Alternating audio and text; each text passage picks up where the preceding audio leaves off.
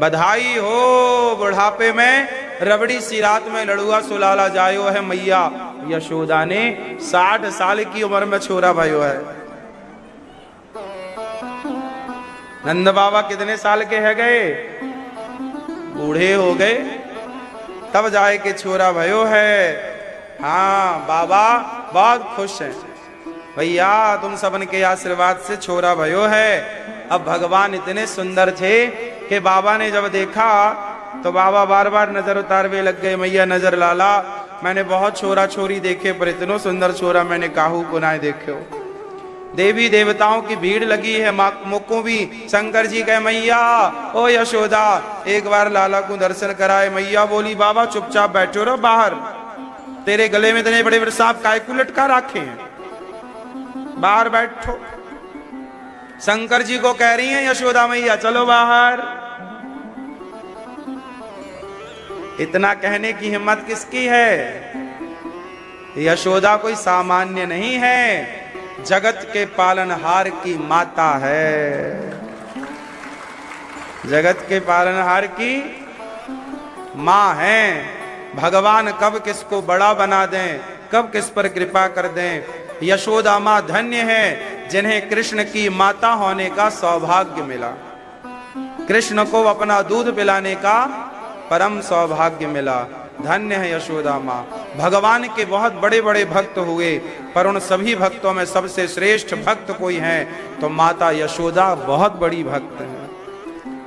मैया के यहाँ खूब नौकर नौकरानियां हैं, दास दासियां हैं, पर कन्हैया की सेवा मैया खुद करती है। कन्हैया के लिए दूध खुद निकालती है गायों से, खुद दही बिलोती है, मक्खन निकालती है, लाला को मक्खन पसंद है तो मक्खन खवाती है, खुद कपड़े पहनाती है, खुद नहलाती है, खुद कानों में कुंडल पहनाती है, गले में हार और बगल में बाजूबंद और कमर में करधन पहनाती है, पाँव में पायल पहना देती है और मोर पंख लगा के कन्हैया की कमर में बांसुरी रख के और जब चलते हैं कन्हैया तो सारी दुनिया का मन मोह लेते हैं। दुनिया नहीं, देवताओं का, ब्रह्मा जी का, दिक्पालों का। ठुमक चलत रामचंद्र, ठुमक चलत कृष्णचंद्र, बाजत पैजनिया, वही है। यहाँ अयोध्या में राम चलते हैं ठुमक ठुमक के, तो यहाँ धाम वृंदावन में गोकुल में श्याम सुंदर चलते हैं ठुमक ठुमक के।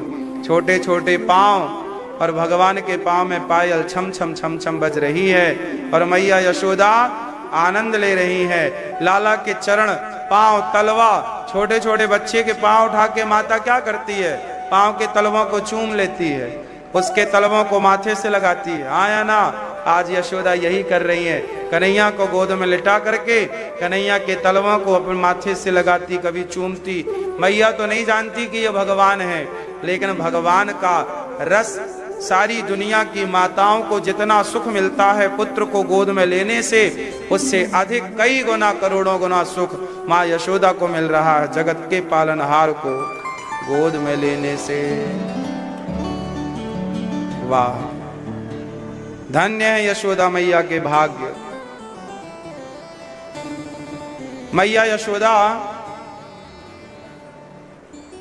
अभी प्रेम पूर्वक लाला की सेवा कर रही है। माँ यशोदा बड़े प्रेम से लाला को श्रृंगार कर रही हैं। तब शंकर जी आए, मैया एक बार लाला को दर्शन कराए दे। शंकर जी ने जिद कर ली, मैया भी जिद कर ली, बाबा तो को ना दर्शन कराऊंगी, सकल तेरी बड़ी डरावनी है, मारो लाला देखेगो डर जावेगो। अरे मैया यहाँ से को ना डरेगो, यहाँ से तो यमराज भी थर थर कांपे तेरे लाला से। कन्हैया रोए वे लग गए। शंकर जी बोले आपको भूत लग गए। मैया बोली अब कैसे उतरेंगे? शंकर जी बोले हमें लाओ तो हम उतारें। जैसे ही कन्हैया शंकर जी के गोद में गए, खेल खिला के हंसने लग गए। फिर शंकर जी ने कहा श्याम सुंदर से, प्रभु आप त्रेता युग में आए थे तो मैं हनुमान बन के आपकी सेवा करता रहा, अब आप द्वापर में कृष्ण बनकर आए हो, बताओ मैं क्या बन जाऊं? भगवान बोले बांसुरी बन जाओ।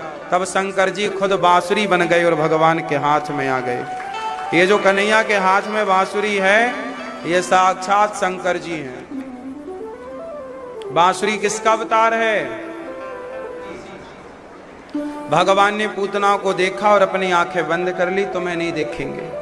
पूतना ने उठाया, भगवान ने जहर पी लिया, पूतना का स्तनों में जहर भरी थी, थोड़ा दूध था, दूध पिया, जहर थे, जहर था जहर। अब भगवान को लगा पकड़ी हैं तो प्राण भी पी लें, भगवान प्राण पी गए पूतना के। पूतना चिल्लाई, बालक छोड़ दो, छोड़ दो। भगवान बोले, मौसी जी हम किसी को जल्दी पकड़ते नहीं हैं, और पकड़ लें तो फिर कभी छोड़ते नहीं हैं।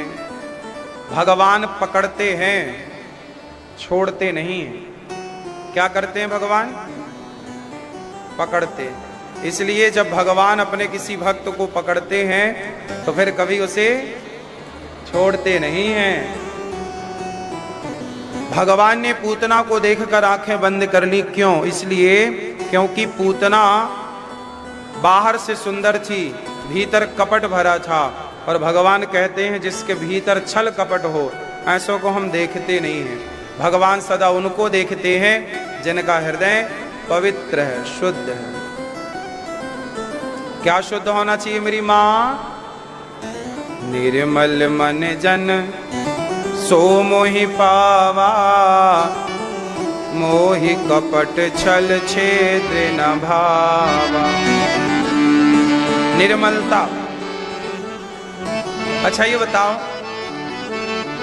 बाल्टी में पानी भरा है और गंदा है, तो क्या गंदे पानी में आपका चित्र दिखाई पड़ेगा, प्रतिबिंब? बोलो नहीं।